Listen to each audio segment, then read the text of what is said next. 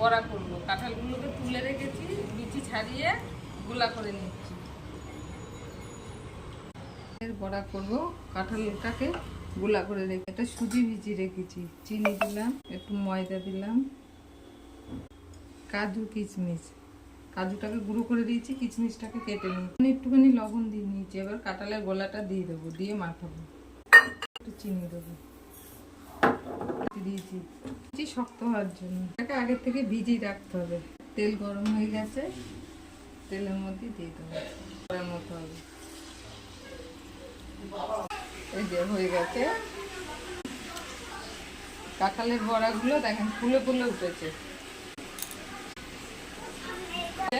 যদি আপনারা মনে করেন কাজু কিশমিশ দেবেন না, বাদাম নারকেল দেবেন, তাহলে নারকেলই দেবেন।